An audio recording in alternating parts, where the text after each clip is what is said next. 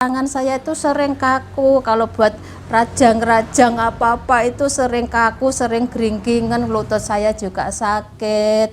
Terus saya itu minum, lama-kelamaan, 2 mingguan lah, saya rutin minum Healtik itu.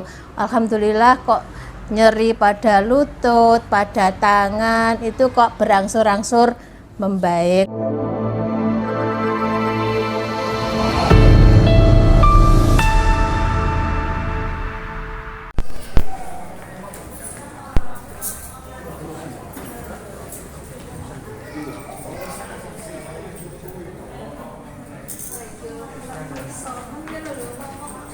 Sidang dugaan penipuan bahan tambang batu kapur Viencie Setiawati alias Maya, terdakwa kasus dugaan penipuan purchase order, PO, pengadaan tambang batu kapur, mengakui bahwa sejumlah dokumen yang dia tunjukkan ke korban, Kristinawati, adalah palsu. Dokumen itu buatannya sendiri, seolah-olah resmi dari PT A Plus Pasifik sebagai penerima barang. Dokumen itu antara lain dokumen bukti timbang, pengiriman, dan sebagainya. Dokumen-dokumen palsu itu digunakan agar Kristinawati terus memberikan dana kepadanya untuk pembelian barang tambang batu kapur yang dikirim ke PT A Plus Pasifik. Buatan saya sendiri. Karena Kristinawati minta bukti dari PT A Plus, ujar Viencie alias Maya, saat ditanya Jaksa Penuntut Umum, JPU, terkait bukti dokumen yang disita, pada sidang lanjutan dugaan penipuan di PN Kota Kediri, Kamis, 25/7/2024. Selain itu, Viencie juga mengakui bahwa uang yang dikirimkan Kristinawati ke dirinya untuk membeli bahan tambang batu kapur itu, juga diberikan ke sejumlah orang atau tidak untuk membeli bahan tambang, dengan berbagai alasan, misalnya untuk fee orang PT BAT, untuk menggaji orang PT BAT, termasuk untuk kepentingan sendiri, misalnya untuk belanja dan menginap di hotel. Seperti diberitakan, Viencie alias Maya kini menjadi terdakwa dalam kasus dugaan penipuan pendanaan PO PT A Plus Pasifik Gresik melalui PT Berkah Alam Transindo, BAT. Karena tidak punya uang, Viencie meminta Kristinawati menjadi pendana dengan perjanjian bagi hasil yang dijalankan oleh Viencie. Namun ternyata, kiriman batu kapur yang dikirim Viencie atas nama PT BAT ke PT A Plus sangat sedikit, jauh dari jumlah yang dilaporkan ke Kristinawati.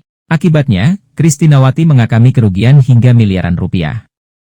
Sementara itu, Hartono SH, penasehat hukum, PH, Kristinawati, ditemui media usai persidangan, menjelaskan ada banyak keterangan Viencie di muka persidangan yang dinilai tidak sesuai, antara lain terkait perjanjian antara Viencie, PT BAT, dan Kristinawati.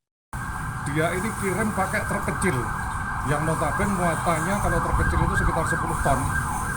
Tapi dia minta uang kepada saksi korban pakai tronton yang notabene muatannya 37 ton. Jadi sungguh tidak sebanding. Terus di samping itu dia mengeluarkan bukti timbang palsu. Jadi seolah-olah dia ngirim pakai truk besar dengan muatan 37 ton.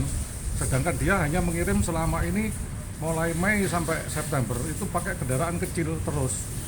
Dan dia terdakwa ini setiap hari meminta uang korban ini pakai truk besar semua.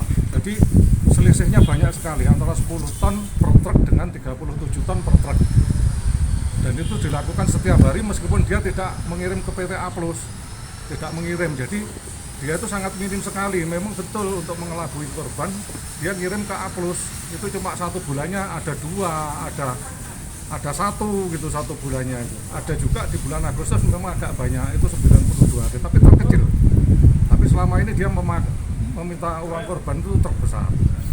Di muka persidangan, Viencie menyebut surat perjanjian itu yang membuat Kristinawati. Viencie dan PT BAT hanya tanda tangan.